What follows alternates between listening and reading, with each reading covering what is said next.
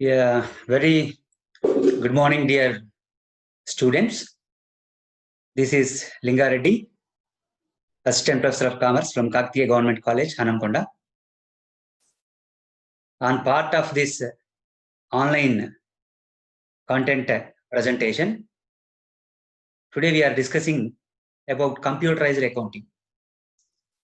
This is a particular course meant for BCom 5th sem, coming 5th sem students, and it may be probably used to useful to the coming third sem people also. This is a distinguished topic that is useful for both UG and PG level because it is a merging of accounting principles with computer knowledge, right? So in this session, we will cover what it means by accounting, what are those accounting system prevailing in the market, what are the methods of accounting, why we need for computer in accounting process, and what are those benefits and drawbacks of computerized accounting. So far will be covered today's session. Okay, right, then accounting. Yeah, you can see that this is a regular word being used by commerce people, particularly BCom and MCom students and many people. The sound itself, it is resembling that. Accounting means it is a counting activity. It means it is a counting activity that counts and accounts. Means it counts and records in a particular name, that is called as accounting. Like a human being, we are day to day need to communicate ourselves and with our parents and family and our society people. Like we are conversing ourselves, every business organization is a legal entity, is supposed to communicate itself and its stakeholders. Either maybe management, owner, employees, workforce, and governing agencies, monitoring bodies, and government offices, officials, and suppliers, debtors, creditors, and research students, and some. Right? These are some people who are particularly interested to know what is going on in the business organization. It is the whole responsibility of that business organization to communicate all the information pertaining to its activities and operations to the people who are particularly interested. Like, so if we are communicating in our human life with a particular mode of code called as language, that's a business organization is must to be use a particular mode of code, particularly it is called as a language. That's why accounting is often called as a language of the business, right? So like we have some English, Telugu, something, so and so. So this is a sophisticated set of words and principles, practices that made itself as a language. And the main purpose of any language is to communicate and to disseminate information. To communicate itself and to disseminate information are the primary functions of any kind of language, right? Say, in any business organizations, there must be 3 regular questions to be posed by itself. Every day it is to be asked itself 3 questions. What are those? The first question is, what is the asset base, particularly what it owns. First question is what it owns. A business organization is must to be asked itself what is the asset base in the sense of what it owns. The second one, it is what it owes. It means how much of content of asset base to be owed to others. This is called as liability base. And what is the result of operations? See, every kind of business activity is expect a result of profit, right? So 3 questions must to be posed itself. Of course, this is the day-to-day phase. While coming to the stakeholders, they are interested in many ways. For example, an investor wants to know what is the dividend rate and what is the net asset value and so on. For example, in case of a creditor, he wants to know what is the supply rate, supply period and credit velocity. For a monitoring agency like GST, what is the net supply of goods and services, like that. So many questions to be answered by the business organizations. In order to answer the all questions, the organization must use a particular mode of code that is called as language. That's why accounting is called as a language of business. So now and on, we are discussing a business language called as accounting. The next one, if you take a formal definition of accounting, accounting is the art of recording, classifying, and summarizing in a significant manner and in terms of money, transactions, and events which are in part at least of financial character and interpreting the results thereof.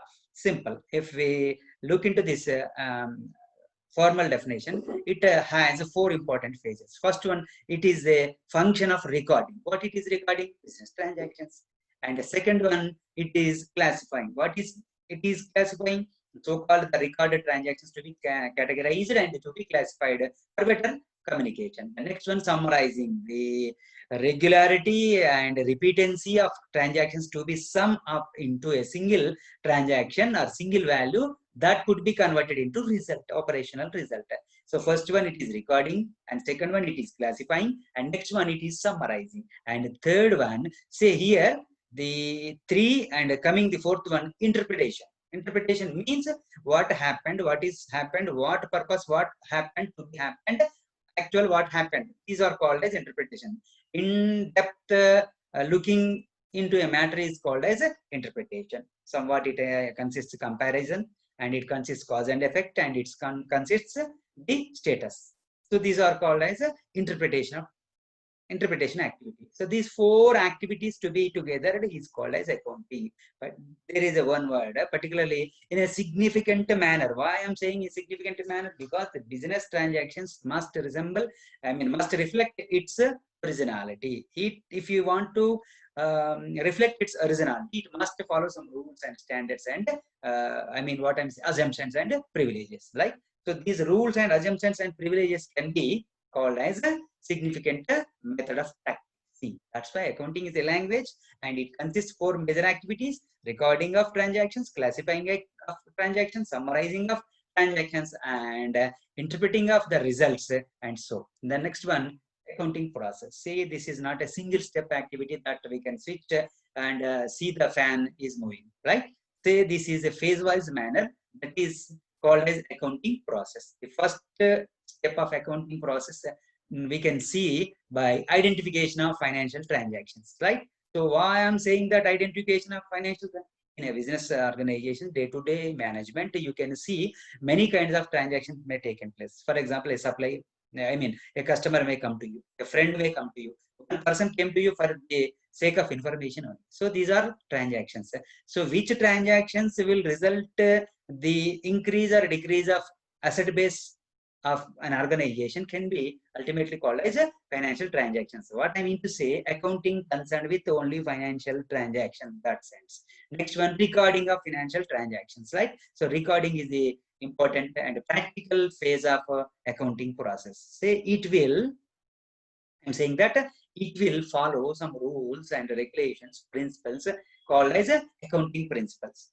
These can be further classified into accounting conventions and accounting concepts. Accounting concepts are those rules to be followed at the phase of recording, and accounting conventions are those rules to be followed at the time of preparation of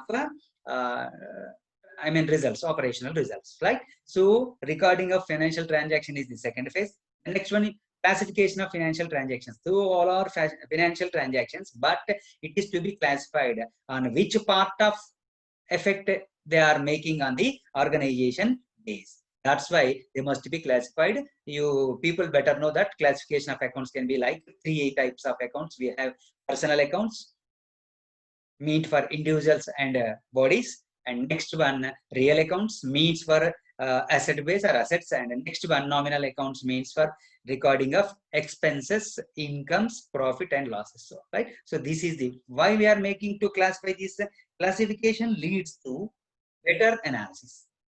If we record all together, it will be a cumbersome task. Or if we record the transactions based on their nature since the inception, then it will safe passage of transactions. The next one, summarization of financial transactions. Right? It includes, we have in practical bits like that, summing up, subtracting of, or somewhat dividing up, right? Some mathematical, particular arithmetical functions to be used to sum up this transaction. The next one, fifth stage, it includes preparation of reporting and final results. What it means, the final task. To the what purpose? We have three questions we have posed in the starting of this session. What it owns means what is the asset base. So we are supposed to calculate the assets, particularly current assets and fixed asset base, and what it owns in the sense, to the what extent of liabilities it has, right? So you need to prepare,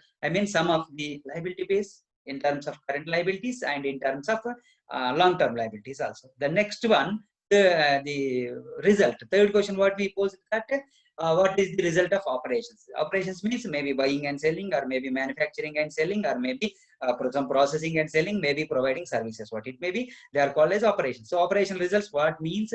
It means what is the profit you have gained, or what is the loss you have, right? So this is the result. So the fifth stage is the finding phase. The next one, after completion of this fifth stage, your answers were, your questions were answered and your information were provided. The next one, again, you are supposed to try, right?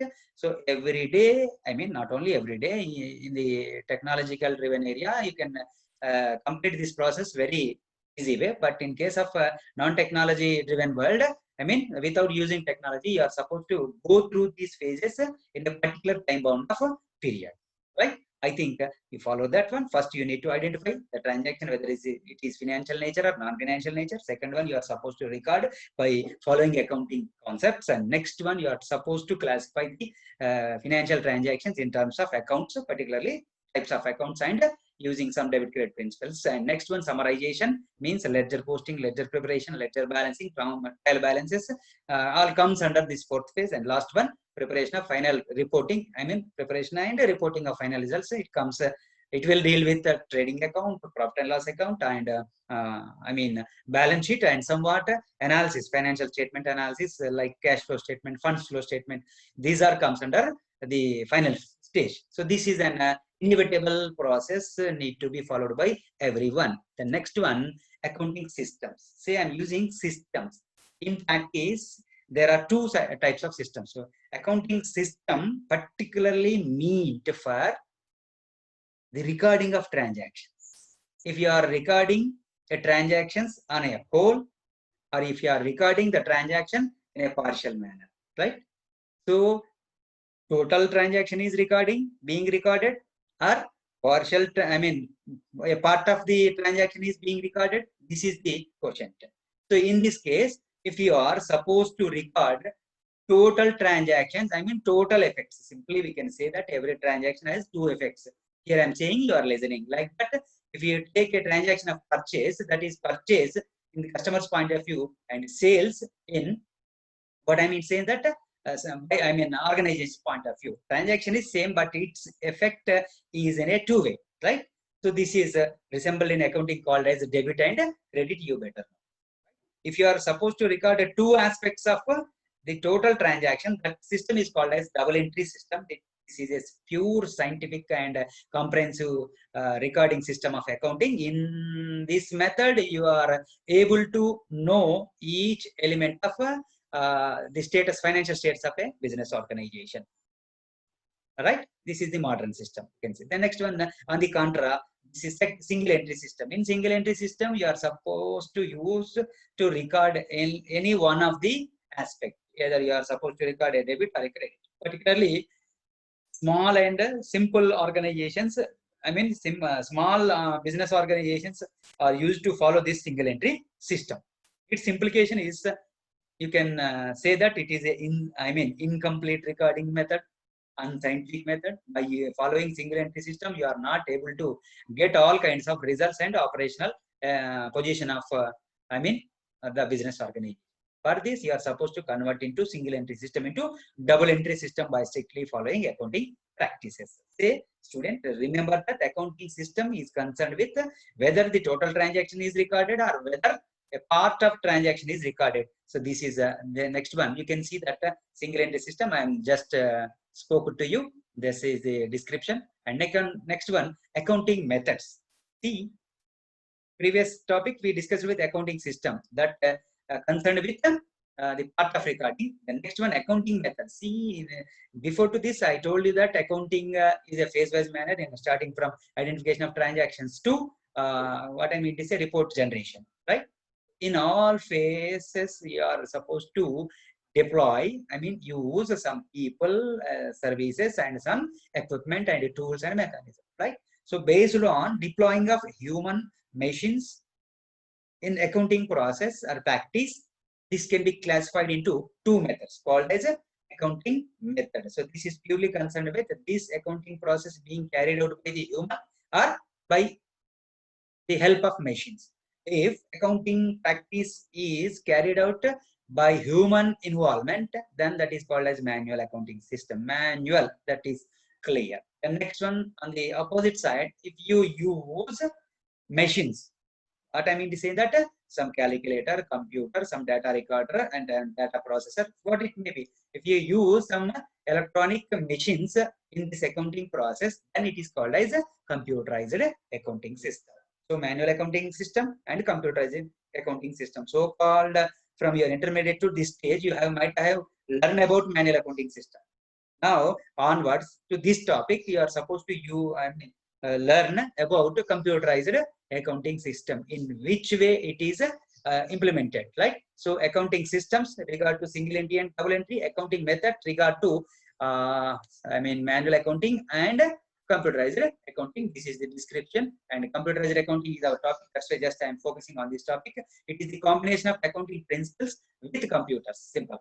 Next, adoption of machines such as posting machines, punch cards, paybill machines, electronic calculators, and computers, and so and so in accounting phase. That is called as a computerized accounting. All these machines will be run on their own. That's why it is also called as automated accounting. This is the emerging activity in the field of accounting practice, as we are living in the fifth industrial revolution age called as Internet of Things, right? By using internet, we can do many things. Okay, same can be applied to this accounting field also. We have some cloud accounting concept nowadays in this age, right? So, dear students, this is regard to computerized accounting system. So far to this point, we have covered what it means by accounting and what is its objectives. And next, accounting definition. Next, we have covered accounting process. Next, we have covered, discussed about accounting systems like single entry and double entry. And next, we have discussed about accounting methods, manual accounting and computerized accounting. The next class, we will continue the remaining topic. Okay, thank you. Have a good time.